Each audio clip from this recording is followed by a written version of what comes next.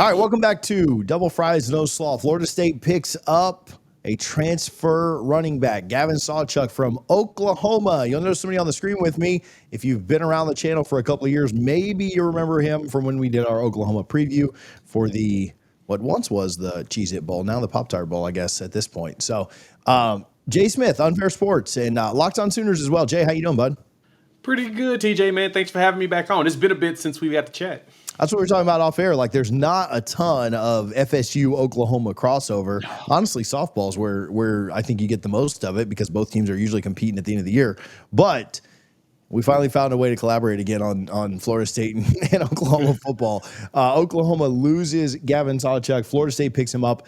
We'll talk about him specifically in a moment. But what was the reaction when Oklahoma lost him? Is that because of picking up the Cal running back? Is like were they going to keep him before?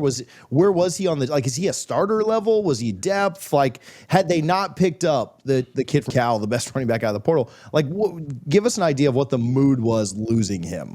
Yeah, when Jaden Ott got picked up by Oklahoma, that kind of created a log jam of running backs in the room. You got young Xavier Robinson, who showed out against Alabama, so he's a true freshman. You expected him to do something. You still got the 5-star running back, or high 4-star at the time, Taylor Tatum. He's the top running back in his class. He's still there, and then Javante Barnes with Gavin Sawchuk. So now you have 4 running backs and a nice stable, but you've got to kind of figure out who's going to be the ones that play. And it felt like Oklahoma was leaning towards the younger players because Gavin was dealing with some nagging injuries most of last year. In 23, Gavin had himself a really good year. You start to see him make a bounce back, make an appearance. He started the season off a little hurt, then he finished the year with 5 straight 100-yard rushing games, and so that finished the year at 744 yards. You're like, okay, he can end up being something. He's put on some more weight, so he's up to like 200 and something pounds. Still at 5'11", but he's still really fast. Still runs like a 4.4 40 easily, or 4.3 40, 4.35 at least.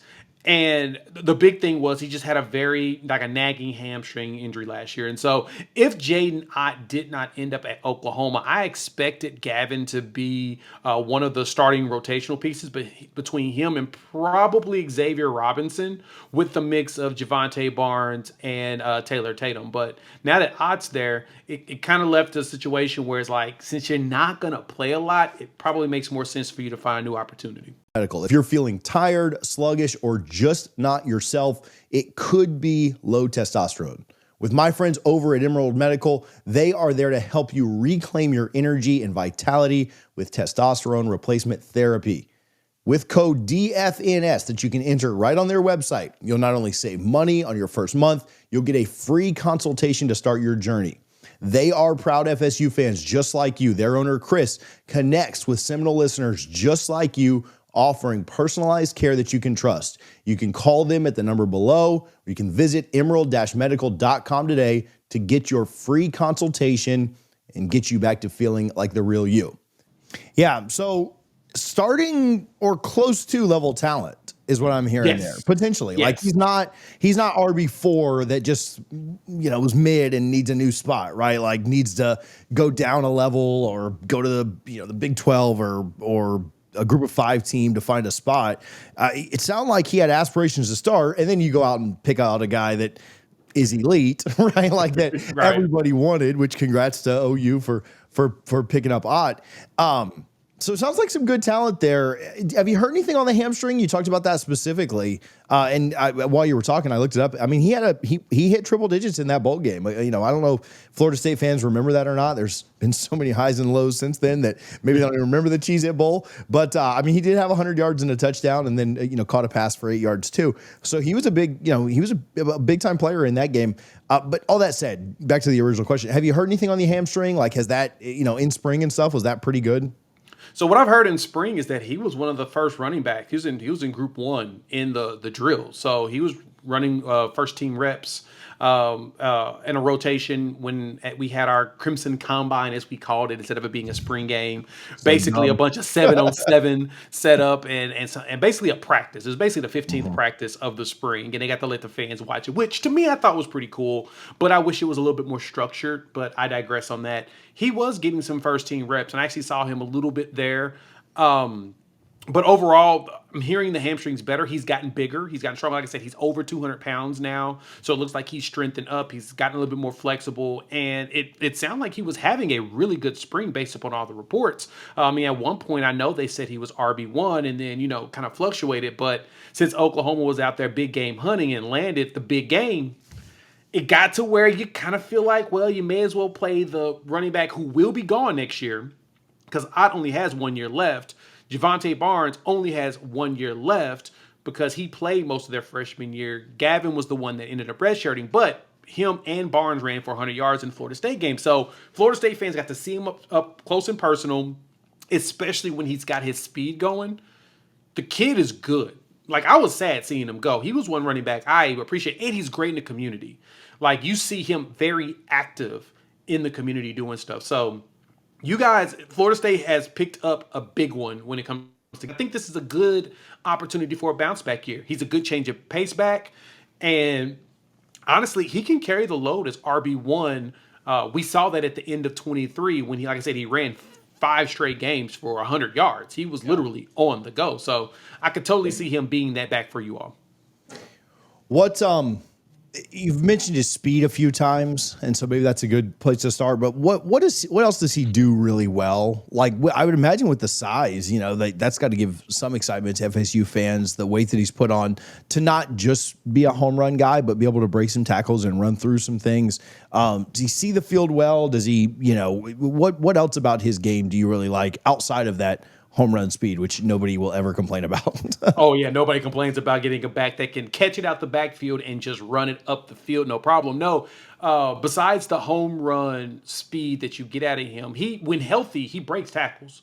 You can go back and watch those games from 2023 when he was at his healthiest, and you would see him break 1 to 2 tackles before he would just then outrun everybody else. The BYU game is probably the best example that you can go look at. He would get pulled a few times. He'd break a couple guys off, and then boom, he's gone. And he's really good at one cut and go. And so he'll make a decision.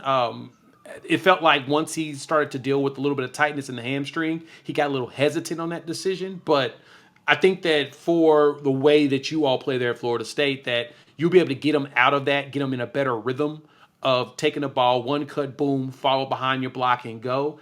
And that home run speed will kick in very fast on those plays. Yeah, I think it's interesting because Florida State will be really heavy this year. I know you're familiar enough with Malzahn from, what was there, a year overlap there in the Big 12 with UCF. Oklahoma.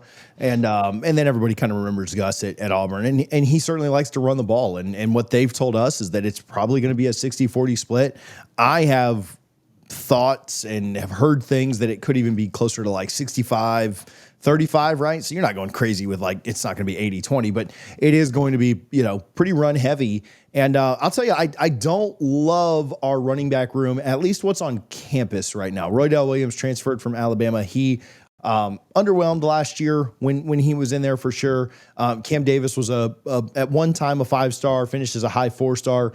He'll be a sophomore this year, but haven't seen enough from him yet to feel really good. They do have a really elite running back in Ousmane Kromah coming in, but he's not coming in until the summer, and so he didn't get the full spring. How much does that impact things? Does it take him a little bit of time to get going as a true freshman? I mean, I even think back to Dalvin Cook, as great as he was. He didn't really break out until like week 5, week 6. And then he went nuts. Like he went for over 1,000 yards, and did it in 7 or 8 games. But it takes some time for those guys. And my thoughts on this is that Florida State he's got to get in there and win a job. He didn't have spring either. And Roydell's been in the system for a couple of years. So is Cam, but may have just found an RB1. And if you're close to or competing for RB1 at Oklahoma prior to Ott, there's a pretty good chance you could go and win the RB1 job at Florida State too. Like that, there's not a massive talent disparity that Florida State has so much more talent than Oklahoma, where he's coming into like a loaded room. I mean, to me, if he's fully healthy, if things work out the right way, Florida State may have just found that RB1 that they've been looking for. I totally agree with you there. I think that the talent is comparable. I've seen the recruiting rankings and whatnot in comparisons of the two, so I think it is very comparable. And like I said, if healthy, and it seemed like he maintains that. Man, I got a good one. I'm a huge fan and advocate that Gavin Sawchuk played. And as long as he's out there and he's healthy, he's going to be a problem in the ACC. I like it. I like it.